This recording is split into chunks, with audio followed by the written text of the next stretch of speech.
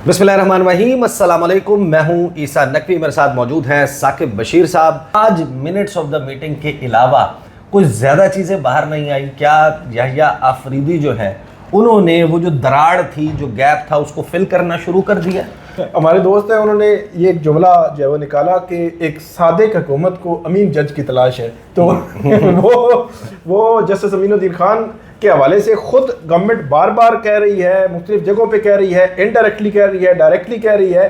तो वहाँ उनको नहीं महसूस हो रहा कि वो कहीं पे मुतनाज़ा हो रहे हैं कि आप ये तासुर दे रहे हैं कि फ़लाँ जज जो है वो हर सूरत आना चाहिए। क्यों तासुर दे रहे हैं? मतलब पहले आप काजी फ़ाइसा के बारे में इतना कहते थे कि 25 अक्टूबर, अब जो है वो जस्टिस अमीनुद्दीन खान, और जस्टिस अमीनुद्दीन खान जो है वो अगर बनाते हैं तो वो भी इशूज़ तो होंगे। तो जो दो बड़ी डेवलपमेंट्स हुई, जैसे याहिया आफरीदी जैसे ही आए उन्होंने जस्टिस मंसूर अली शाह के दो मुतालबे मान लिए। उन्होंने कहा फुल कोर्ट बुलाते हैं और plus practice and procedure act में जो बहाल भी कर दिया तश्कील नौ। आज के दो मामलात, एक तो वो जो वीडियो लिंक पे दिए, वीडियो लिंक पे उनका आना तो एक रूटीन की बात है कि चले वो जज बाहर थे वो आ गए, नहीं, उनका आना जो है वो जो है वो एक ट्रस्ट उन्होंने किया है, मतलब उनका अपना ट्रस्ट शो किया है किस पे? जस्टिस याहिया आफरीदी पे। और दूसरी जो बड़ी इंपॉर्टेंट बात है कि 2023 में जब जस्टिस काजी फ़ाइसा थे, इसलिए हम कहते थे कि जो जस्टिस मंसूर अली शाह हैं वो उनके पास विजन है, उनके पास जो जुडिशरी है उसमें रिफॉर्म्स की सलाहियत मौजूद है। उन्होंने 2023 में एक पॉलिसी बनाई थी जो ज़ेरे इल्तवा केसेस हैं इनको कैसे निपटाया जाए, पूरी एक पॉलिसी बनाई थी। उसमें कोई ऐसा नहीं था कि कोई बंदा अपनी मर्ज़ी से कोई चीज़ ऐड ड्रॉप कर सकता। तो उस पॉलिसी का भी जिक्र आज की जो फुल कोर्ट है उसमें हुआ है। तो जस्टिस मंसूर अली शाह ने अपनी इनपुट अलग से भी दी है, उसका भी जिक्र हुआ है।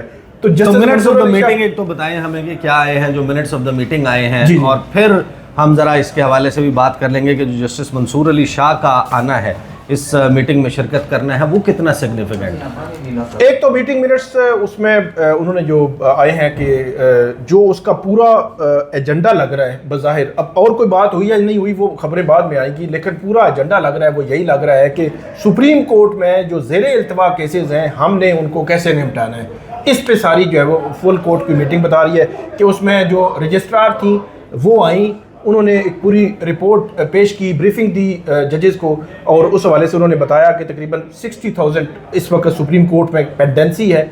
फिर उसके बाद उनको कैसे जो है वो डिवीजन बेंचेस में या 3 मेंबर बेंचेस में रख कर उसको कैसे जो है वो अगला जो हदफ जो है वो बनाया गया कि कैसे उसको हमने ख़त्म करना है पेंडेंसी को।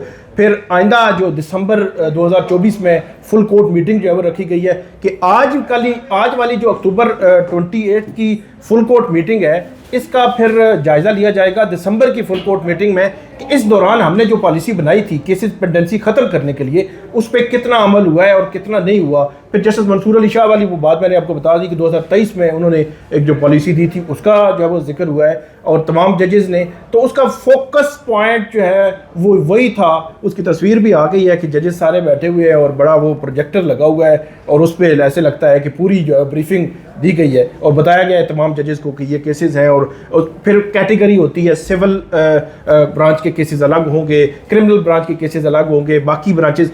मुझे ऐसे लगता है कि जस्टिस याहिया आफरीदी पहले जो है वो अपने घर को ठीक करेंगे क्योंकि सबसे पहले सुप्रीम कोर्ट पर हरफ आ रहा था, सुप्रीम कोर्ट पर आवाज़ें जो वो उठ रही थी कि ये जज जो है केसेस का जो इल्तवा है या पेंडिंग केसेस हैं उनको ख़त्म नहीं कर रहे, और जो सुप्रीम कोर्ट में आम साइल को वो रिलीफ नहीं मिल रहा, इंसाफ की फराहमी जितनी जल्दी होनी चाहिए वो नहीं मिल रही, सारा टाइम जो है वो पॉलिटिकल केसेस में लग जाता है। तो ऐसे लगता है कि उन्होंने कहा कि पहला काम तो मैं खुद करूं, बाकी वो पॉलिसी अपनी जो उन्होंने गुफ्तगू की थी, अलविदाई जो रेफरेंस था चीफ जस्टिस काजी फ़ाइसा का, तो उन्होंने बड़ा क्लियर अंदाज में कहा था कि जो इख्तियारात की तकसीम वाला जो मामला है वो प्रिवेल करेगा।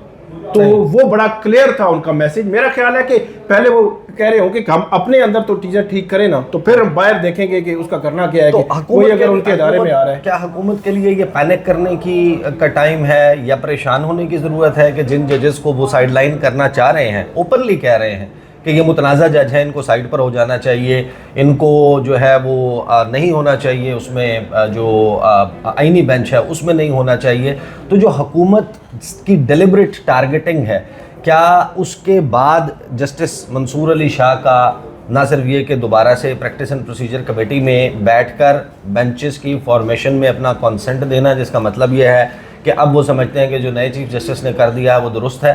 اور دوسرا معاملہ جو ہے وہ جو جس طریقے سے حکومت چاہ رہی ہے کہ ان لوگوں کو نکال دیا جائے, جسٹس یحییٰ آفریدی ان کے آنر کو ریسٹور کر رہے ہیں, تو کیا یہ پریشان ہونے کی بات ہے؟ پریشان ہونے کی بات نہیں, پریشان ہو چکے ہیں.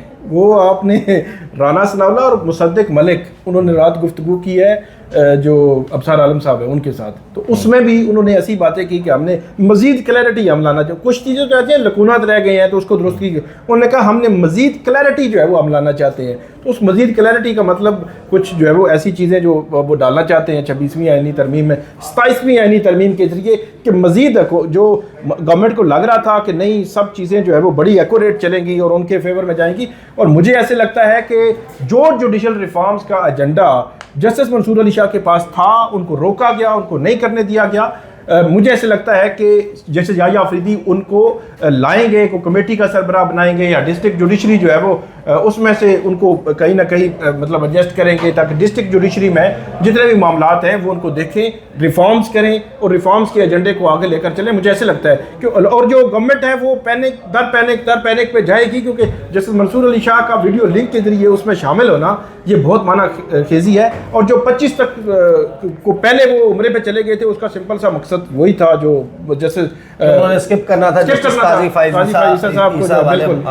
قاضی فائز عیسیٰ والے معاملے کو. تو اب جو ہمارے سامنے ٹریجیکٹری آ رہی ہے کہ آگے یعنی کہ جسٹس منصور علی شاہ کی واپسی ہو جائے گی نومبر کے آغاز میں ہی, اور وہ 4 سے 8 کے درمیان جو بینچز ہیں ان بینچز میں بیٹھیں گے بھی.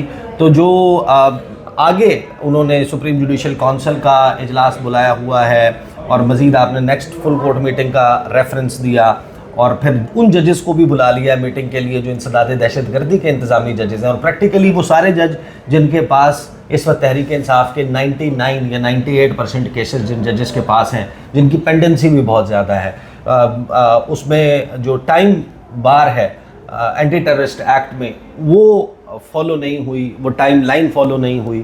تو جسٹس یحییٰ آفریدی, آپ کو لگتا ہے کہ یہ جو نظام انصاف کے اوپر ایک بڑا گہرا سا بھٹا لگ گیا ہے, داغ لگ گیا ہے, اس کو دھونے کی طرف جا رہے ہیں؟ بالکل وہ دھونے کی طرف جا رہے ہیں, اسی لیے میٹنگ جو ہے وہ بلائی گئی ہیں. اور اس میں جو 7 اور 8 نومبر 2 میٹنگز ہیں. 7 والی 80 ججز جو ہے انتظامی ججز ہیں ان کو بلایا گیا. ایک میٹر تو وہ جو 9 مئی کے کیسز ہیں اور بہت سارے وہ معاملات ہیں وہ بھی پینڈنگ ایک انڈر ڈسکشن آ سکتا ہے. پھر آپ نے سنا ہوگا کہ تارڑ صاحب, اعظم علی تارڑ صاحب نے پچھلے دنوں یہ کہا تھا ملٹری کورٹس کا ہم پر اس لیے پریشر ہے کہ ادھر سے کہا جاتا ہے کہ ہم دہشت گرد پکڑتے ہیں اور ان کو سزائیں جو ہے وہ نہیں دی جاتی ہیں ٹی سی میں.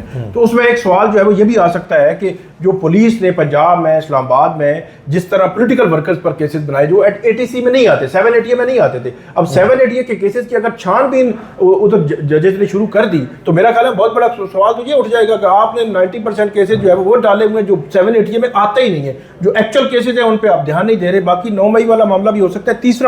اس میں تیسرا اسپیکٹ یہ ہے کہ جو انسدادی دہشت گردی عدالت سرگودا کے جج نے ایک بڑا ہی اسٹرانگ قسم کا لیٹر لکھا تھا, چیف جسٹس تھے ملک شہزاد احمد خان ان کو لاہور ہائی کورٹ کے, اور اس میں انہوں نے جس لیول کی مداخلت ہوئی تھی وہاں پہ ان کو, اور اس کو ایسا کیا جا رہا تھا, لائٹ بند کرنا, بالکل اس قسم کی چیزیں, اور ایسا کیا جا رہا تھا ان کو بار بار, اس طرح وہ سارے پوائنٹس انہوں نے لکھ کے دیے تھے. تو وہ معاملہ بھی ڈسکشن ہو سکتا ہے, ڈسکس ہو سکتا ہے, اور اس میں کہ مداخلت کو کیسے روکا جائے. پھر اسی کے ساتھ لنک ہے 8 والا. اچھا 8 والے میں ایک تو 6 ججز میں سے 4-5 ججز کے خلاف ریفرنسز ہیں, الیکشن کمیشن, عامر فاروق, اس کے بعد قاضی فائز ان کے خلاف بھی ریفرنسز کمپلینٹس پڑی ہوئی ہیں. ایک تو یہ اسپیکٹ ہے. دوسرا 6 ججز نے خط لکھا تھا, انہوں نے سپریم جوڈیشل کونسل کو خط لکھا تھا, اور وہ خط آج بھی ریکارڈ میں موجود ہے کہ سپریم جوڈیشل کونسل کو ضابطہ اخلاق بنائے. کیونکہ ایک چیز بڑی کلیئر ہے کہ جب سے مائنس ہوئے ہیں جسٹس منصور علی شاہ تب سے ایک پوری جوڈیشری کو ڈی مورلائز ہے, پوری جوڈیشری ہائی کورٹس ہوں نیچے تک تمام ججز جو ہے وہ ڈی مورلائز ہیں. تو ایک ان کا مورال ہائی کرنے کے لیے کوئی ایسا ضابطہ اخلاق وضع کرنا ضروری ہے, اسٹرانگ قسم کا اسٹرانگ میسج جانا ضروری ہے, انسٹیٹیوشنل رسپانس جانا ضروری ہے, تاکہ جو مداخلت ہے اس کو روکا جائے. یہ مداخلت کیونکہ بڑھتی جا رہی ہے, اور جو ان کا morale ہے ججز کا جو ہے وہ ہائی ہو سکے. صحیح. ابھی تک تو جی بہت شکریہ ثاقب بشیر صاحب. انیشل خبر جو ہے وہ ابھی تک ہمارے سامنے آئی ہے. ہو سکتا ہے کہ اس میٹنگ کی فل کورٹ اجلاس کی مزید کچھ جزیات جو ہیں وہ آنے والے چند گھنٹوں میں سامنے آئیں, تو اس کے حوالے سے بھی میں آپ کے سامنے تفصیل رکھوں گا. دوسرا, اس معاملے پر بھی آنے والی ویڈیوز میں ضرور بات کی جائے گی کہ حکومت جسٹس امین الدین خان کو جو بنانا چاہتی ہے آئینی بینچ کا سربراہ, ان کے خلاف اور جسٹس نعیم اختر افغان کے خلاف کتنی strong charge sheet full court کی طرف سے موجود ہے.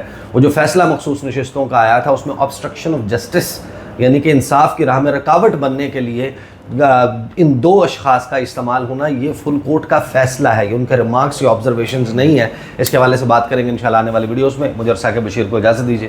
اللہ حافظ.